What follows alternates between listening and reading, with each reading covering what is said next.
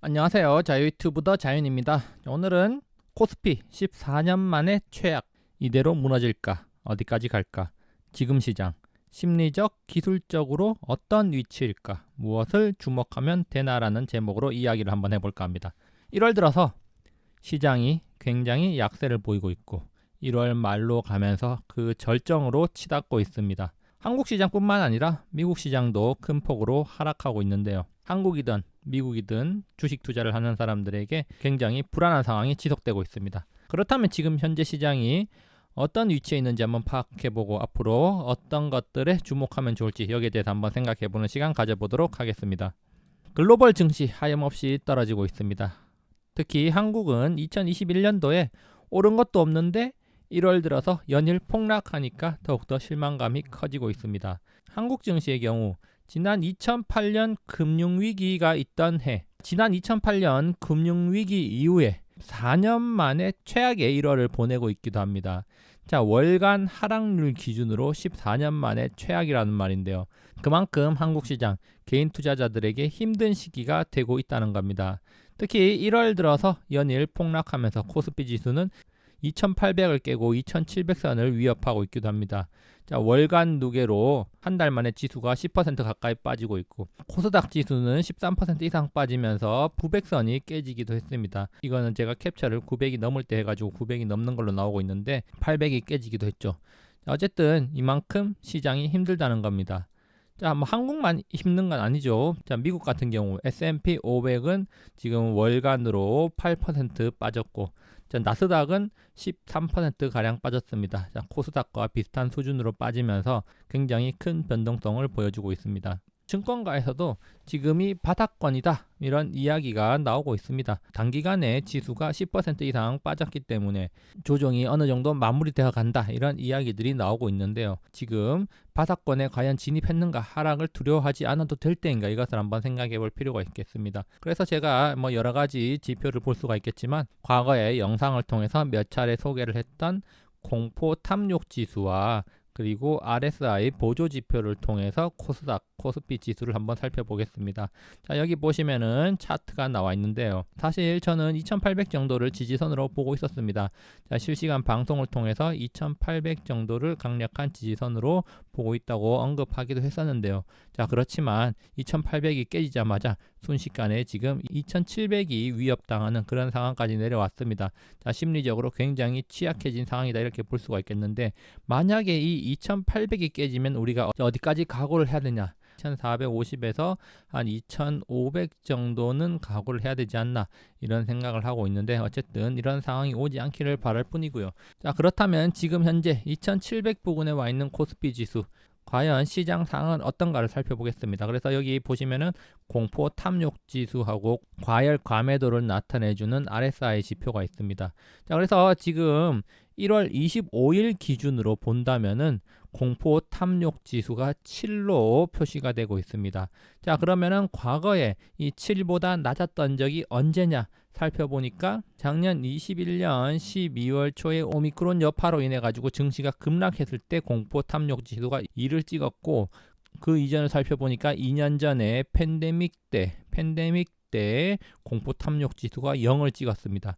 그 이후로 가장 낮은 수치가 연출되고 있다 이렇게 볼 수가 있겠습니다. 여기 보시면은 또 특징이 잘 나타나죠. 자, 2020년 하반기부터 2021년 상반기까지는 대체로 이 공포 탐욕 지수가 탐욕 쪽에 가까운 높은 수치를 보여주다가 하반기 이후부터 서서히 낮아지기 시작해서 대체로 낮은 부분에 머물러 있고 지금 그 절정 부분에 있다는 사실을 우리가 확인할 수 있습니다.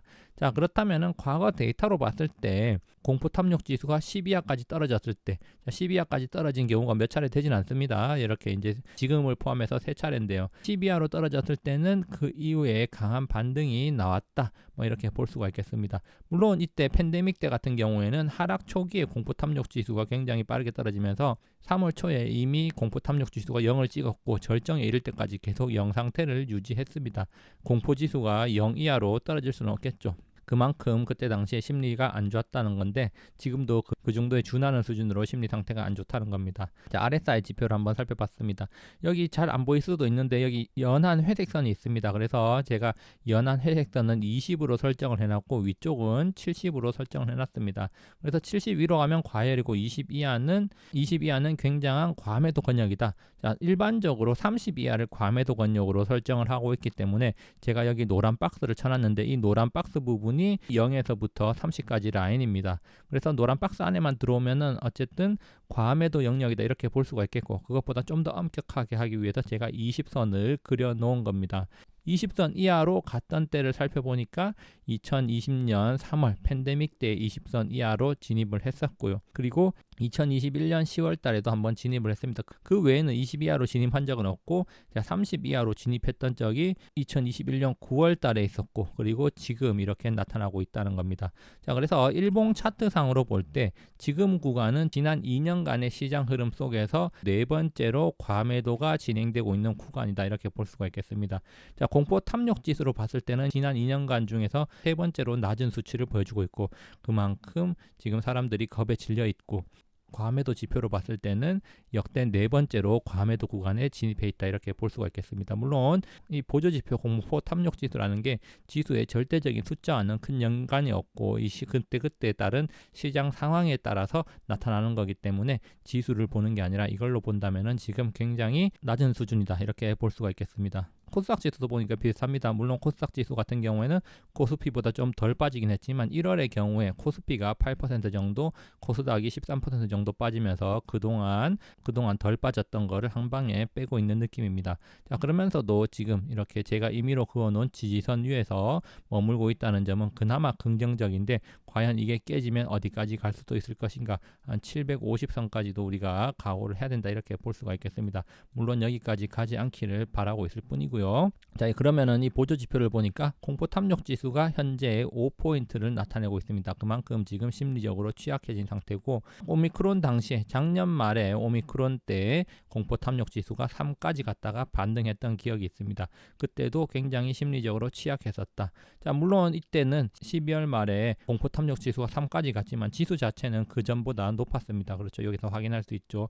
그래서 이 공포 탐욕 지수와 보조 지표들이 지수의 절대적인 수치와는 완전 매치가 되는 게 아니다 이렇게 볼 수가 있겠고, 그때 시장의 상황을 잘 반영하는 거다 그렇게 생각하면 되겠습니다. 그리고 그 이전에 지금보다 낮았던 적이 바로 2020년 3월이겠죠. 이때는 0포인트를 기록했었는데요. 그렇기 때문에 이 코스닥 지수에서도 공포 탐욕 지수가 지금 역대 세 번째로 낮은 수치다 이렇게 볼 수가 있겠습니다.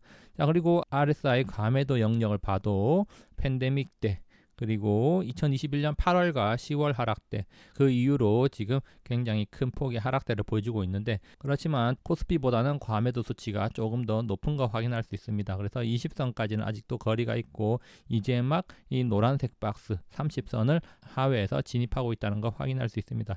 그렇지만 과거 2년 동안 어떤 수치와 비교해 봤을 때 굉장히 지금 낮은 수치라는 거 확인할 수 있고, 그리고 이렇게 낮은 수치를 기록했을 때, 낮은 수치를 기록하고 나서는 어김없이 이렇게 또 반등이 나아졌다는 데서 지금 우리도 이렇게 반등을 한번 기대해 볼 수 있는 위치는 아닐까, 이런 기대를 해볼 수도 있겠습니다. 자, 그래서 한번 정리를 해보면요, 현재 한국 증시의 상태, 코스피, 코스닥, 개인 투자자들은 굉장히 지쳐있는 상황입니다.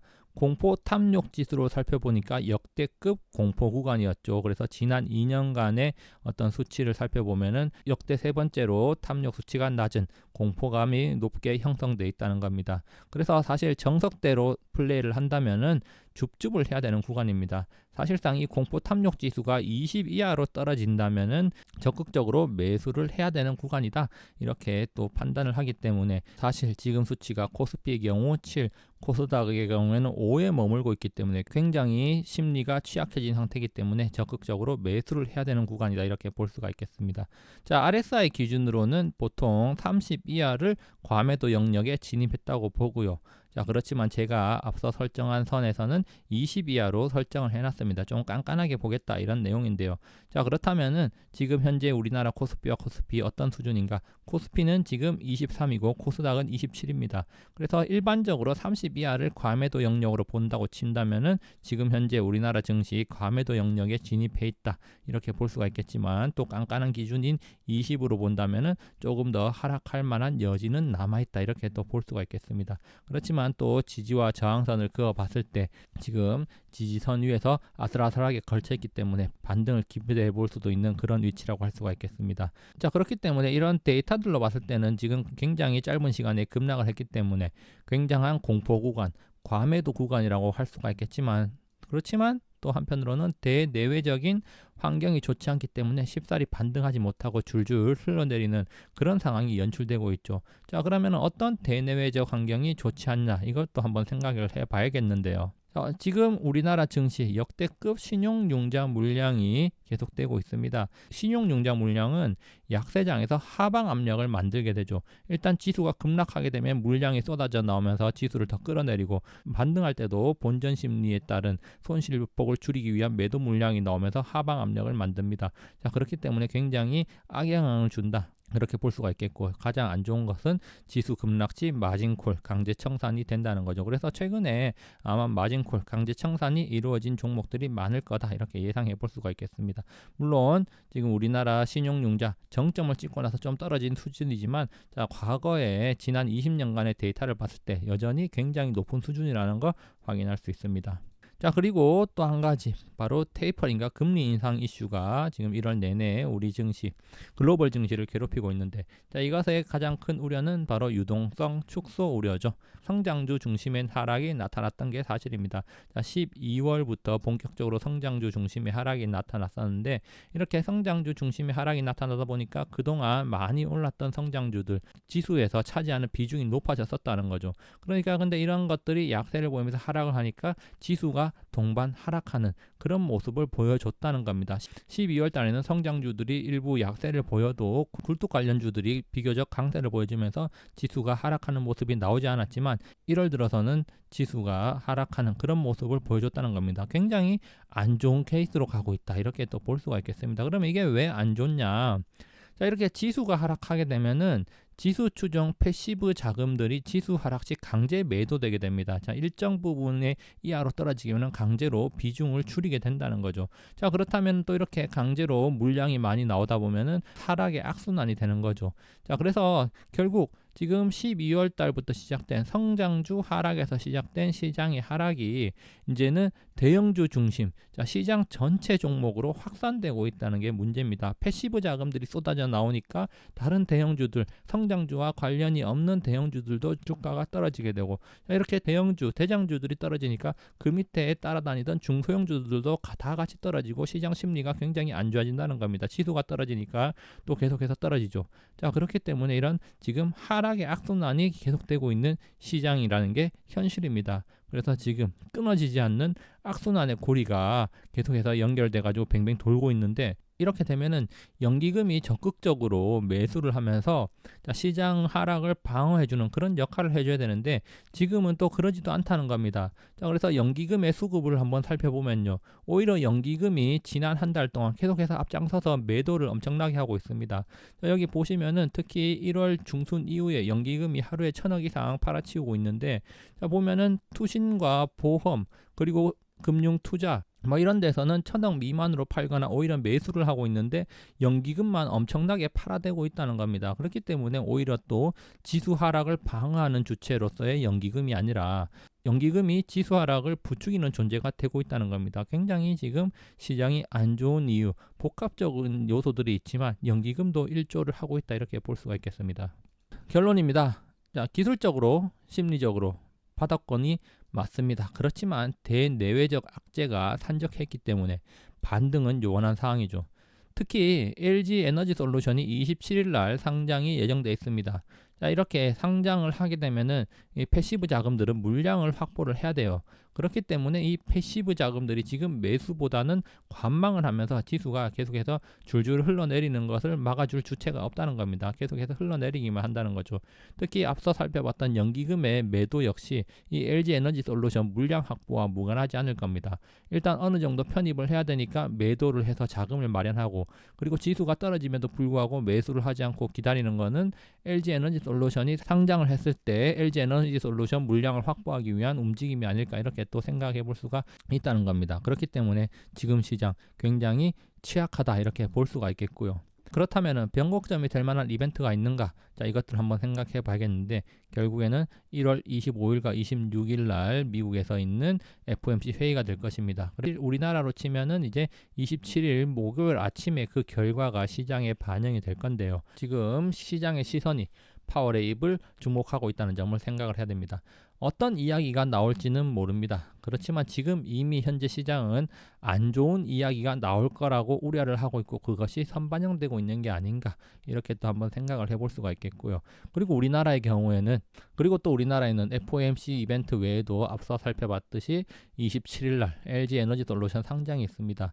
자, 이 LG에너지솔루션이 굉장히 큰 파급 효과를 보여줄 거라 이렇게 생각이 됩니다. 일단 역대급 관심을 보였고, 그리고 시가총액 면에서도 굉장히 크기 때문에 우리나라 증시 수급적으로 굉장히 큰 충격이 올 수도 있다는 점을 주의를 해야 될 겁니다. 자, 그래서 관건은 FOMC 이후에 과연 안도랠리가 나올 것인가, 급락보다는 안도랠리가 나올 것이다, 이런 전망이 우세하긴 하지만 그런 것은 직접 가봐야 되겠죠. 그렇기 때문에 변동성이 커진 만큼 리스크 관리가 필요하다, 포트폴리오를 잘 조정해야 된다. 자, 요즘에 제가 계속해서 해드리는 말입니다. 포트폴리오를 조정할 때도 제가 지난 12월 달에 방송했던 그런 내용들을 참고하면 좀 더 도움이 되지 않을까, 이런 생각을 해봅니다.